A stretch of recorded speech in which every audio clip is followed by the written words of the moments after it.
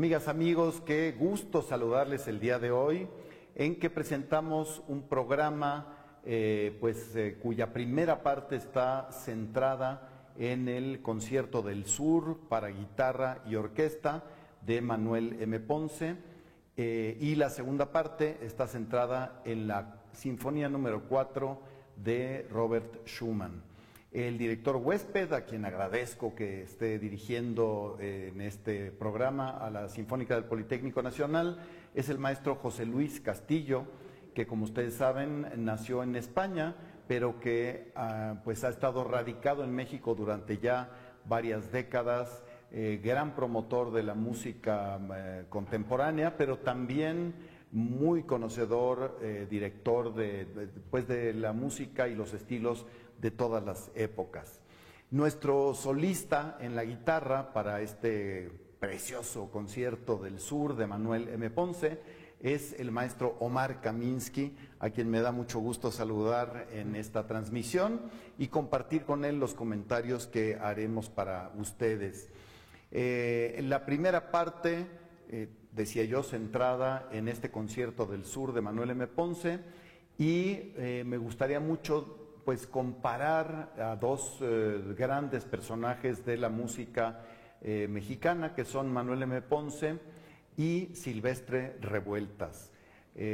Los dos con un nacionalismo bastante diferente.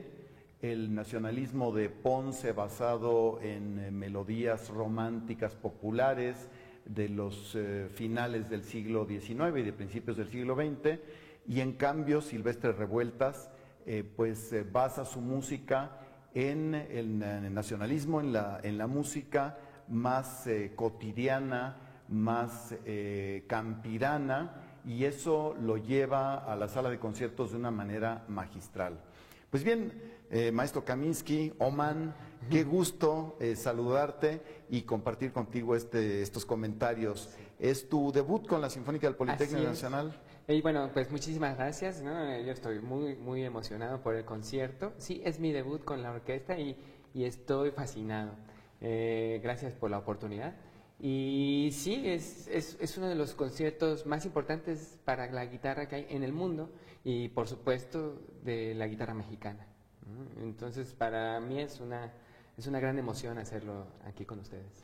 Pues qué bueno que sea tu primera aparición con la Sinfónica del Politécnico Nacional, en Canal 11 también, pero creo que es justo compartir con el público que también es una de tus últimas presentaciones en México antes de irte a radicar a Europa. Así es.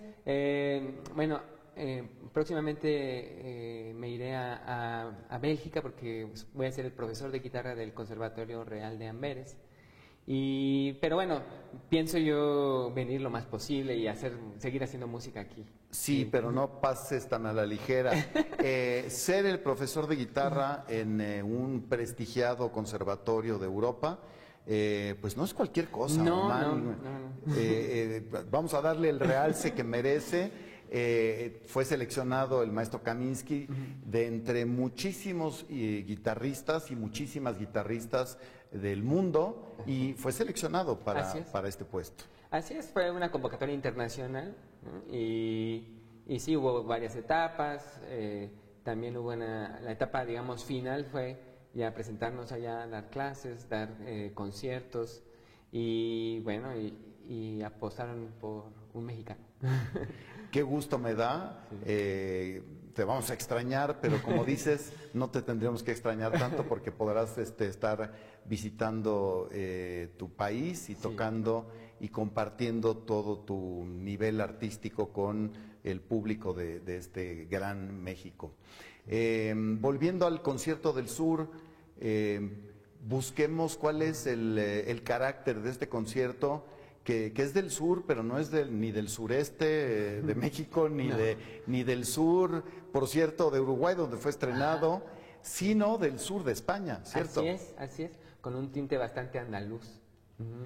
Sí, bueno, para Ponce la guitarra tenía, digamos, un lugar en el mapa, y ese lugar era España. Aunque sí es verdad que la guitarra también es muy mexicana, para la idea de Ponce siempre tenía un tinte español.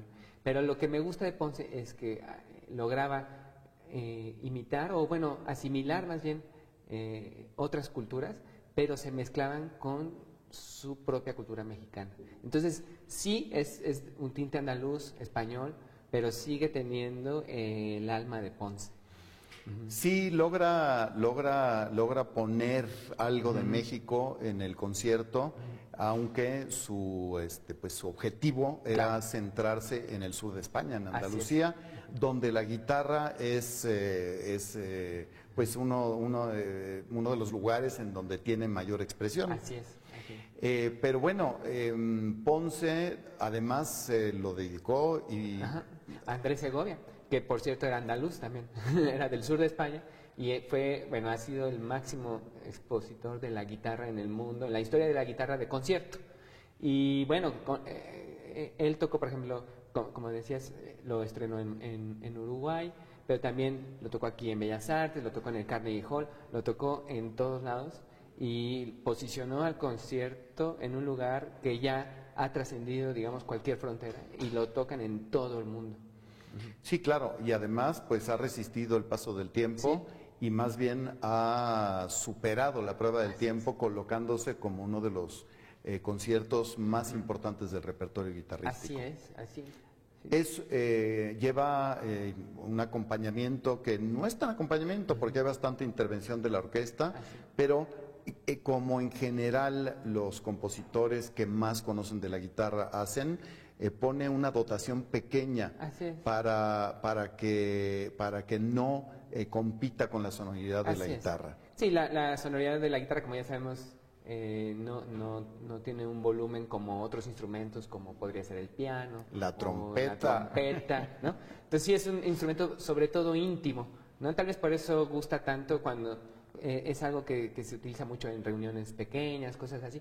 Pero bueno, cuando se pone ya en un contexto de orquesta, pues sí, el compositor tiene que tener mucho cuidado de cómo interactúan tanto el solista como la orquesta, para que pues realmente haya no sé, como una convivencia que funcione, y el concierto, la verdad es que está genial. Muy bien, pues esperamos que disfruten de esta gran obra, de una obra maestra de la literatura mundial para guitarra y orquesta, y que pues después de esto podamos platicar un poco de la segunda parte del programa. Disfruten, por favor. Yo soy Enrique Barrios, director artístico de la Sinfónica del Politécnico Nacional, y ahora quisiera pues hacer algunos comentarios con respecto a la siguiente obra.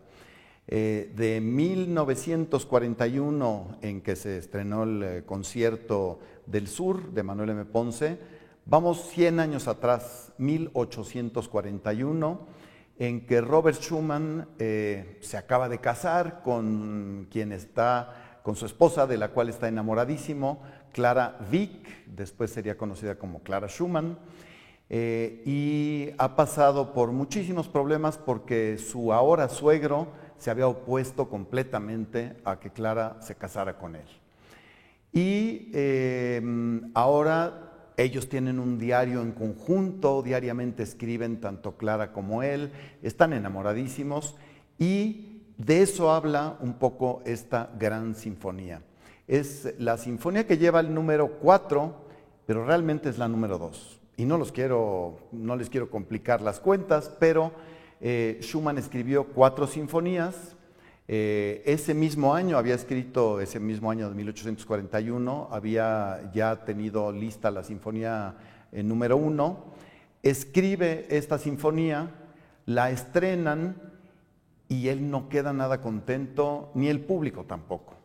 Entonces, como muchas veces nos pasa a los artistas, nos sentimos muchísimo, guarda su sinfonía en un cajón y escribe otra sinfonía, y a esa la bautiza como la número 2, escribe otra, la bautiza como número 3, y finalmente, años después, saca del cajón la sinfonía que había estrenado como segunda y la termina, hace muchas correcciones sobre esta sinfonía, de todo tipo, instrumentación, contrapunto, muchísimas cosas que finalmente hacen que esté muy contento con su sinfonía y se reestrena, pero como el número 4. ¿Dónde queda esta sinfonía en la historia de la música? Bueno, pues vayamos de Beethoven, de la novena de Beethoven, a la primera sinfonía de Brahms, que digamos que es, muchos dijeron que se le podía bautizar como la 10ª de Beethoven. En medio de estas sinfonías hay mucho que oír, hay mucho que tener en cuenta. La Sinfonía Fantástica de Berlioz, apenas aproximadamente 10 años después de la novena de Beethoven.